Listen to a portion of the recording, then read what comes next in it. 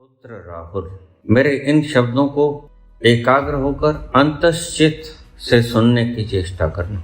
लड़ाई का ढंग हमेशा एक ही तरह का नहीं होता। सदा ही अहिंसा नहीं जीतती, सदा ही हिंसा नहीं जीतती। यह जंग हिंसा से जीता जाएगा या ये जंग अहिंसा से जीता जाएगा, यह दुश्मन की नीति पर आधारित है। जो व्यक्ति दुश्मन की नीति को चूक जाएगा वह जंग न लड़ सकेगा न जीत सकेगा।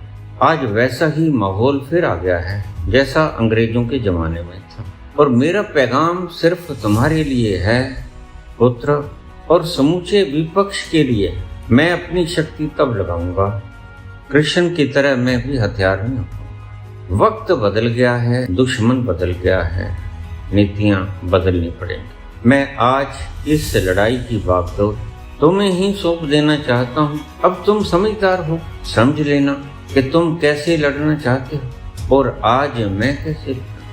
तब तक मैं चुप रहूंगा जब तक तुम हथियार न करो। अचानक ऐसी आफत आई कि मुझे राजनीति में आना पड़ा। तुम जिस रास्ते पे हो, जिस नीति से लड़ रहे हो, उस नीति से आज लड़ने का वक्त नहीं है बेटा। और मैं इस मामले में बड़ी विद्वत्ता रखता हूँ। कौन सी कला कारगर थी, यह आत्मविश्वास। अगर तुम किसी वक्त थक जाओ और मुझे पाओ कि मैं जिंदा, तो फिर तुम मुझे पुकार लेना। मेरे शब्दों को सारा विपक्ष सुन ले। आज भारत भूमि फिर उस संकट में गिर गई।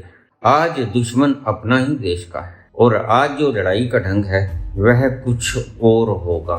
तो फिर अगर तुम लड़ते थक जाओ, तानाशाह की गिरफ्त में आ जाओ, कुछ कर गुजरने का मंसूबा ना रहे, ये तेवर बदल जाएं, तो फिर तुम मेरा आश्रय मांग लेना। मैं शस्त्र तो नहीं उठाऊंगा, लेकिन मैं तुम्हारी इच्छा पूर्ण करूंगा, ऐसा विश्वास। मैंने ऐसे बहुत से लोग तैयार कर लिए हैं जो मेरे जाने के बाद भी तुम्हारा वैसे ही नेतृत्व कर देंगे जैसा मैं कर सकता। जो व्यक्ति विपश्यना करता है वह मेरे शब्दों को पकड़ लेगा, और मेरा विश्वास है कि मेरे शब्दों को तुम पकड़ लो।